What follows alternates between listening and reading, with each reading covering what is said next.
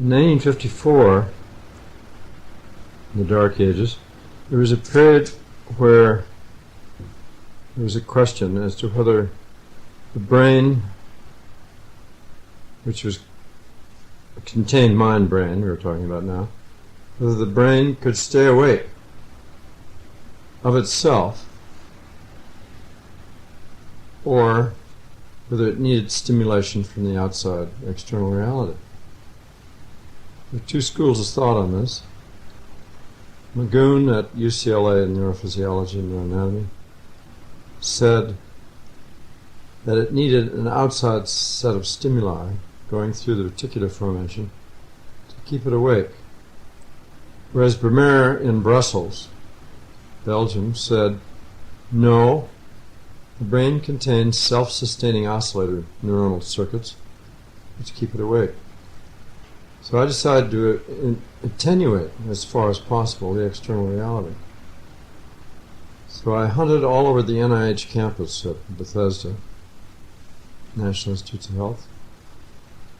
And Heinz Specht, at lunch one day, when I voiced my need, said, oh, we have such a tank in the National Institute of Arthritis and Metabolic Diseases, which was built here by the Office of Naval Research during World War II, measuring the metabolism of underwater swimmers. So the tank had good karma. So I went over and found this tank. It was made out of wood. It was about 8 feet long, about 4 feet wide. And it was inside a soundproof chamber, a double soundproof chamber, outside of which there was a altitude chamber full of rats being taken to altitude. This was all in a temporary building called T2. I don't think T2 even exists anymore. But anyway, it was not being used, and so Heinz allowed us to use it. What is T2? Temporary building 2. Ah bon. Ah bon. Mais oui. Vamos. Vamos. École. So I then devised suspensions and various elaborate techniques and a head mask so that I could breathe underwater. I tried all of the Navy masks from the Naval Diving Center in Washington, but none of them were comfortable. They all hurt sooner or later. So I built one which I could pull over my head like a stocking and had 2 tubes coming out to breathe. And finally immersed myself in the darkness and the silence. Oh, I had a temperature regulating valve on the water flowing through the tank, so it didn't make any difference if I urinated or defecated because the water went on through out into the sewer. Later that was not possible because we need the higher density water of Epsom salts. But in those years, for 10 years, I used that system there and at other places. And I immediately found that this was a doorway. This was not an isolation tank. That's a cover story. It is really a doorway into the universe. It allows one to escape one's body. One's soul can leave, and one can clean one's karma from one's soul and become pure spirit and communicate with God. This was such an astonishing discovery with such simple tools that I didn't dare speak of it at the time. I barely mentioned seeing a blue tunnel and various things that people call hallucination. I didn't dare talk about changes in states of being, states of consciousness, and of conversing with God. After all, I was working in the National Institute of Mental Health among a bunch of psychiatrists, and they would have considered me totally psychotic and locked me up. And I probably would have been their guinea pig instead of my own. So I then got a psychiatrist to try it. Ed Everett. He went in the tank, spent 2 hours, came out and wrote in the book, nothing happened.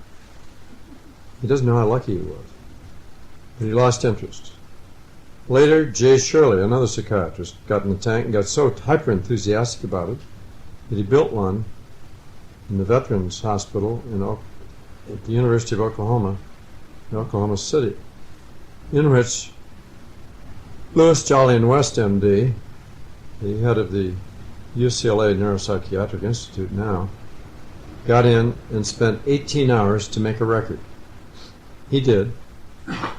Nobody else has matched that record since. Jolly subsequently kept somebody awake 92 hours at 42nd and Broadway in a booth, and later killed an elephant. We thought it was with the 342 milligrams of acid, LSD-25 they gave the elephant, but it wasn't that, it was the tranquilizer they gave him to prevent the convulsions. The same experiment has been repeated with 2 more elephants, and they have not died without the tranquilizer. So this is somewhat of the history of the tank.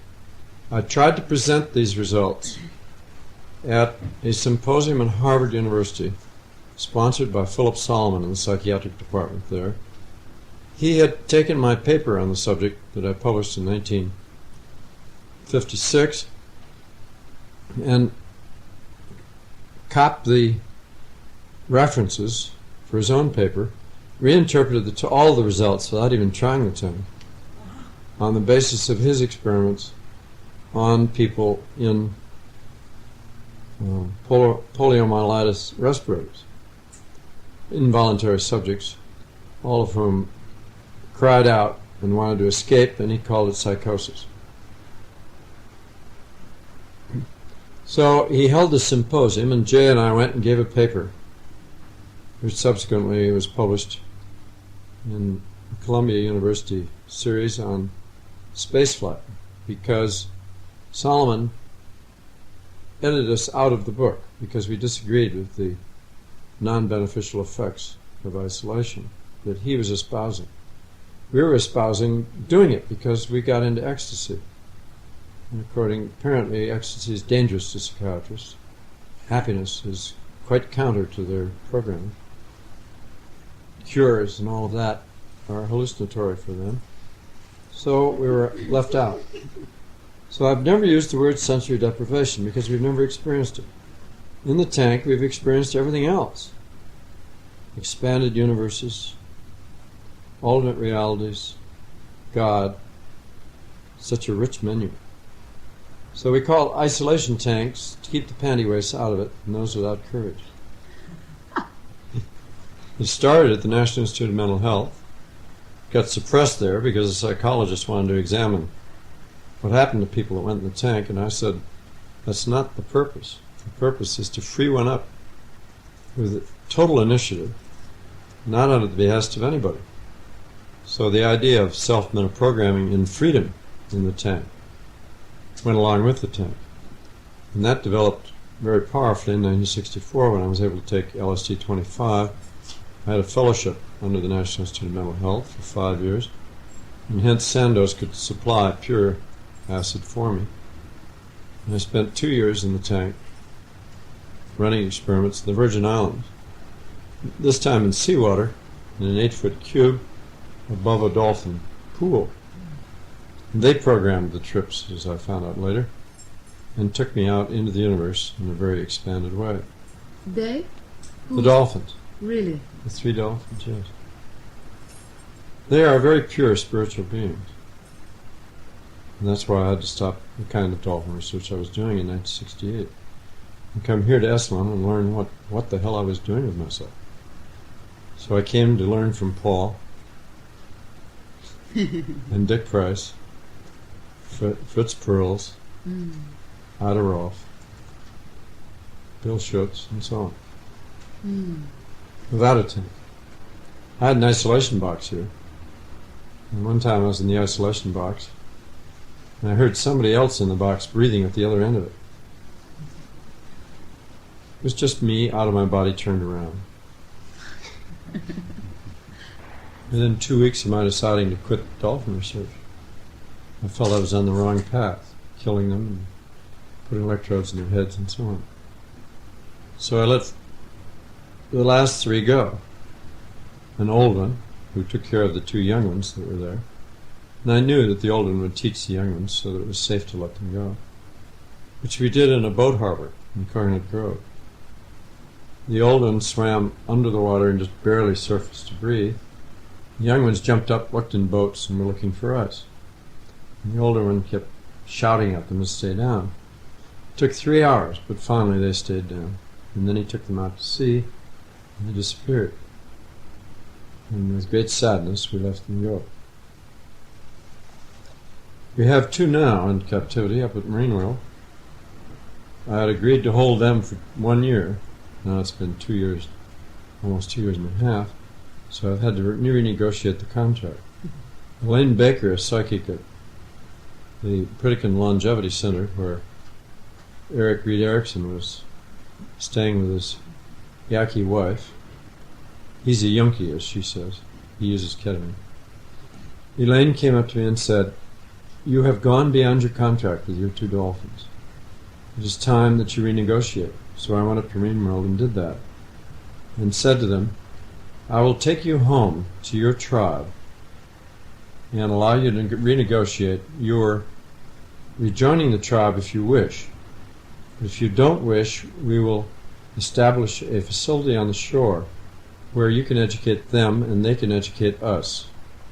And if we need to, we can take some of them to the new program at Costa Corrientes in Mexico or at Mazatlan, depending on what happens." Contract was fulfilled, and we renegotiated on the basis that they are educating us, and we want them to speak English before they go, or at least some human language. And they started doing this. They've taken the first big step. Recently, in spite of all of our big computers designed to recognize sounds and put out letters and all of the complicated things that we're doing, recently John Kurt decided to listen to what I told him 2 years ago, which was that during World War II, there was a man who had decided that human speech was quite redundant, and that if he took the zero crossover points of the waveform of speech as it came out and put in a pulse at every point in which it crossed zero, a pulse up for the up-swinging and pulse down for the down-swinging part, that then you would hear a whole rash of kind of sounds, but that these would be understandable. So he constructed this apparatus under an Air Force contract, and it worked. And so you could, through the hash of noise, radio noise and so on, in difficult hearing conditions, you could still get clear English messages of meaning through it. So finally John took an Apple computer and made it do this for him, and with his Hungarian accent he started talking to the dolphins. Now they'd been trained on a very large vocabulary of objects, of places to go, things to do, and so on, and they would do these circus tricks at the behest of computer sounds or on gestures on the part of the humans. So he started working with them alone. He wanted to make sure that the scientific evidence was there when they began to match. So the dolphins caught on instantly. It was amazing. But John didn't catch on instantly, so he, in a very pedestrian fashion, began to dictate these words to them, like throw a ball, pick up frisbee, go through triangle, and so on. And they'd go to the other tank, and they would do all these things.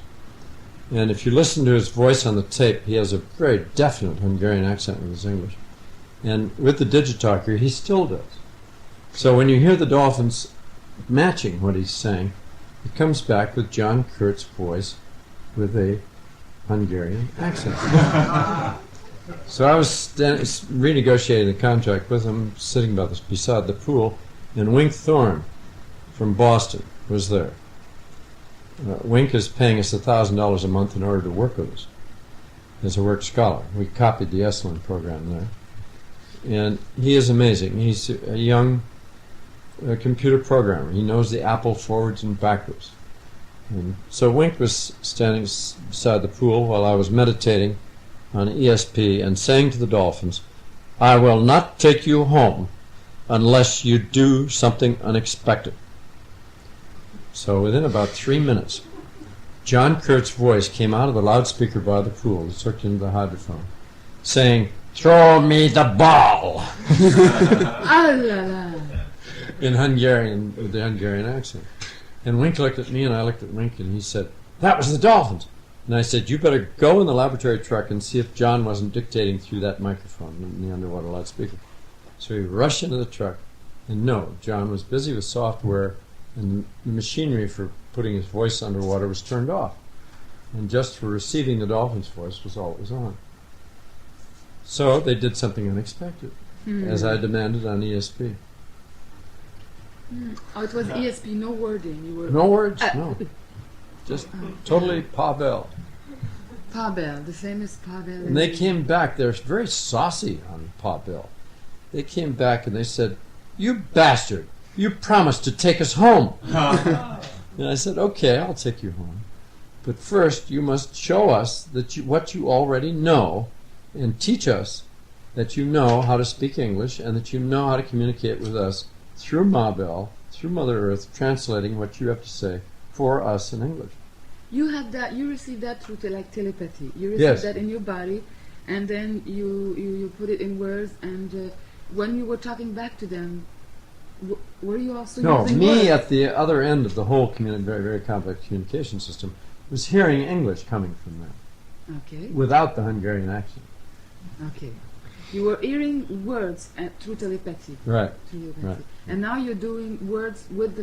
You're doing you're using your vocals, and they're using their vocals. John Curtis. He won't let me use the apparatus or anybody else, which is great because then we have this nice tracer of the Hungarian accent. And anytime that comes up, we know that it's true.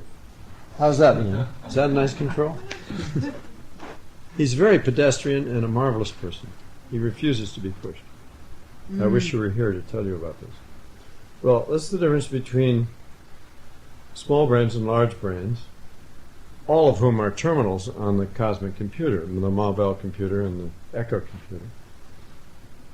And all the only limits that we see are control limits. The small brains are unable to control emotionally started actions. So if they're angry, they must destroy. If they are loving, they must make love. Whereas the larger brain animals, the humans, the dolphins, and so on, do not need to do that. They can talk about it. They can symbolize it. They can simulate it. And they don't have to do it physically. So that the terminal known as human and the terminal known as dolphin, in a sense, has more control over the lower brains than the smaller animals do. Smaller animals go right into action as soon as possible. So it doesn't make them more spiritual beings as of. No, I mean, more or less on the spiritual level, it has no meaning. True, we're all our spirit. Right. Because the total connection that's there. We're all pure at that level. We're not pure at the soul level. We are at the spirit level. What do you mean?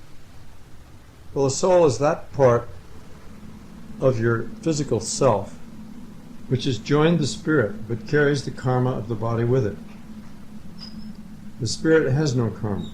The spirit can move forward and backward in time and move into other dimensions and neglect the karma. The soul cannot. The soul carries when it leaves the body, it carries the karma of the body with it. And hence it comes up against other souls and reenacts past or even future conflict. Spirit has no conflict. It's all beautifully, totally in love. The soul, how do you locate the soul? Well, you have the whole of soul, the form of the body, which is the soul, whole of soul. You have the whole of spirit, which is the pure form, the pure human form, the pure dolphin form. And then you have the whole of body, which is what you see here. The whole? Whole body. Hollow. Whole body. What does that mean? It means the body as a whole. Oh, the whole. Okay. It's the only way. The words are very difficult because they tend to dichotomize experience. But if you can use the word holo to avoid that, I think we can transcend the usual terminology.